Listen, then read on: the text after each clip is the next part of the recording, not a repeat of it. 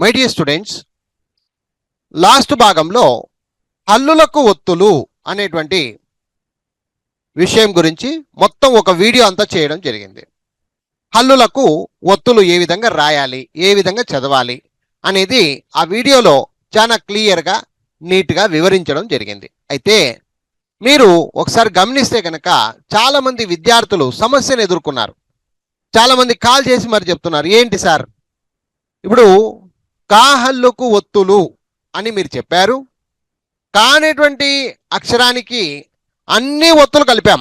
క ఖ గ గ చ చ జ జ ఞ ట ట డ డ న త త ద ద న ప ప బ బ మ యారాల అన్ని ఒత్తులైతే కలిపాం సార్.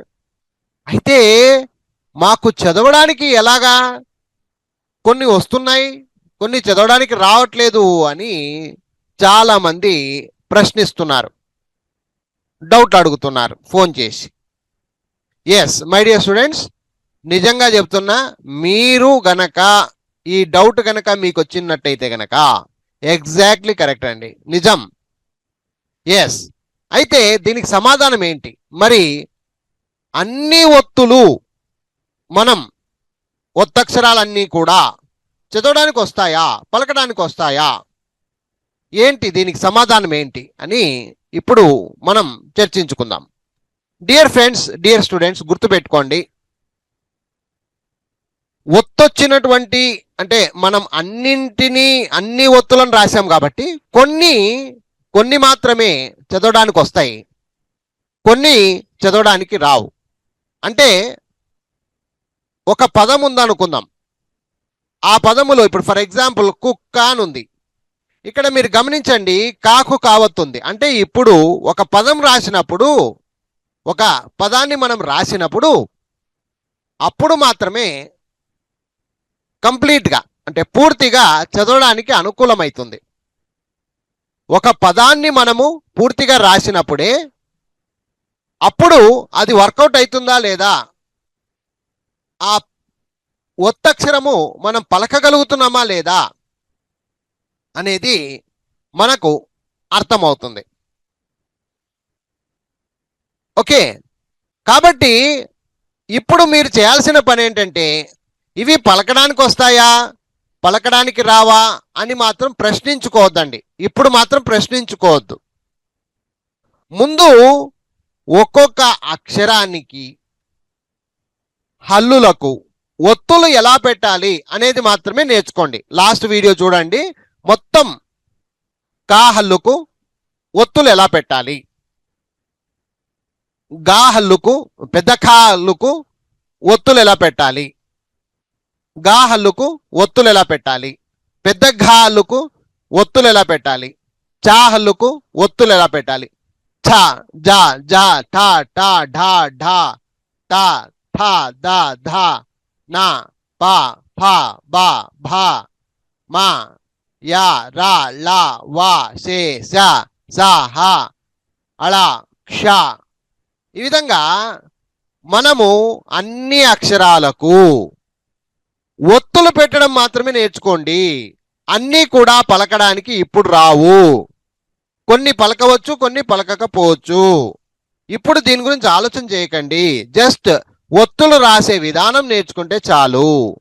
మనము పదాల్లో వెళ్ళినప్పుడు, పదాలు రాసేటప్పుడు, పదాలు చదివేటప్పుడు ఆటోమేటిక్ అక్కడ మనకు కావలసినటువంటి ఒత్తక్షరాలు మనమే ఉపయోగించుకోవడం, మనంతకు మనం పలకడం జరుగుతుంది, ఆటోమేటిక్ వచ్చేస్తుంది. ఒక పదములోనే అది సంపూర్ణంగా దాని యొక్క పలికే విధానం ఉంటుంది. కాబట్టి విద్యార్థులు దయచేసి మీరు ఇక్కడ కేవలం హల్లుకు ఒత్తులు మాత్రమే రాయడం, ప్రతిదానికి ఒత్తులు రాసే విధానం నేర్చుకోండి, కానీ ఇప్పుడు పలికే విధానం గురించి పట్టించుకోకండి. అర్థమైందా ఫ్రెండ్స్? నెక్స్ట్ పదాలు రాసేటప్పుడు మనం అప్పుడు ఈ ఒత్తక్షరాలు నీట్గా మనకు అర్థమైపోతాయి అన్నమాట. ఎలా పలకాలనేది ఆ పదం బట్టి మనం ఇక్కడ అర్థం చేసుకోవాలి. సో హల్లులకు ఒత్తులు వచ్చినప్పుడు మీరు పలకడానికి వస్తుందా, పలకడానికి రాదా అనేది పదం మీద ఆధారపడుతుంది. ఒక పదం మనము రాసేటప్పుడు అప్పుడు ఆధారం అవుతుంది. ఆ పదం రాసేటప్పుడు, ఆ పదం చదివేటప్పుడు మనకు సంపూర్ణంగా అర్థమవుతాయి అన్నమాట. ఈ ఒత్తక్షరాలు. సో అందుకని ఒత్తక్షరాలు వచ్చినప్పుడు దయచేసి అంటే ఒత్తక్షరాలు ఒకటి మాత్రమే ఉన్నప్పుడు మీరు దాన్ని పలకడానికి వస్తుందా రాదా, దీంట్లో చాలా ఉంటాయి, కఠినంగా ఉంటాయి, అసలు కొన్ని పలకనీకి రావు. మీరు గమనించండి, కాకు కావత్ అయితే కుక్క నక్క అన్నప్పుడు ఇది యూజ్ అవుతుంది. కాకు పెద్ద కా అన్నాడు, ఇది ఎక్కడ కూడా రాయరు, కొన్ని రాయడానికే లేవు, అర్థమైందా? సో కొన్ని రాయడానికే ఉండవు, అలాంటివి ఉంటాయి. కాబట్టి ముందు నేర్చుకోండి అంతే, ఒక అక్షరానికి అన్ని ఒత్తులు కలిపితే ఎలా ఉంటుంది అనేది నేర్చుకోండి అంతే. ఆ తర్వాత మనము పదజాలాల్లో అంటే పదాలు నేర్చుకునేటప్పుడు అప్పుడు మనకు సంపూర్ణంగా అర్థం ఇచ్చేటువంటి ఒత్తుల్ని మనము ఉపయోగించడం జరుగుతుంది. ఈ విషయాన్ని చెప్పడానికి విద్యార్థులారా ఈ వీడియోను మీకు సపరేట్గా ప్రవేశపెడుతున్నాను. ఈ వీడియోలో ఏమి పాఠాలు కాదండి, జస్ట్ మీరు అర్థం చేసుకుంటారనే ఉద్దేశంతో చెప్తున్నాను. ఇది మీరు సంపూర్ణంగా అర్థం చేసుకుంటే, ఎందుకంటే మైండ్లో ఒక టెన్షన్ ఉంటుంది, అన్నీ పలకడానికి రావట్లేదే, నాకు రావట్లేదా అనేటువంటి ఒక క్వశ్చన్ మార్క్ ఉంటుంది.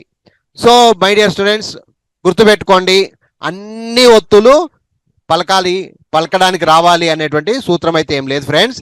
దయచేసి మీరు ఎవరు కూడా టెన్షన్ పడొద్దు, కష్టపడొద్దు. ముఖ్యంగా జస్ట్ నాకు ఒత్తులు రాయడానికి వస్తుందా లేదా, ఒక అక్షరానికి ఈ ఒత్తు అని కనుక్కోవడానికి వస్తుందా లేదా. ఇప్పుడు కాకు జావొత్తుంది, కాకు పెద్ద జా ఇచ్చాడు, కాకు టావొత్తుంది, కాకు ఢావొత్తుంది, కాకు ధావొత్తుంది. ఈ విధంగా పట్టుకోవడానికి వస్తే చాలండి, అంతకు మించి ఇంకేం ఆలోచన చేయకండి. ఈ వీడియోలో ఇంతే విషయం ఏంటంటే, మీరు రాసేటువంటి విషయంలో ఒత్తులు వచ్చినటువంటి అక్షరాలకు మీరు చదవడానికి వస్తుందా చదవడానికి రాదా అని మాత్రం ఆలోచన చేయకండి ఇప్పుడు ప్రజెంట్. ఓకే, ముందు ముందు పదాలలో వెళ్తాం కాబట్టి అక్కడ మీకు ఈజీ కావడానికి ముందుగా ఇవి అన్నీ కూడా మనం నేర్చుకోవడానికి అవకాశం ఉంది. ఓకే, సో ఇవి చదవడానికి అన్నీ రావు. ఓకే, అన్నీ కూడా చదవడానికి రావు, కొన్ని మాత్రమే వస్తూ ఉంటాయి. అవి ఏంటి అనేది ముందు ముందు పోయినప్పుడు మనకే అర్థమవుతుంది. Okay friends, thank you very much, bye bye.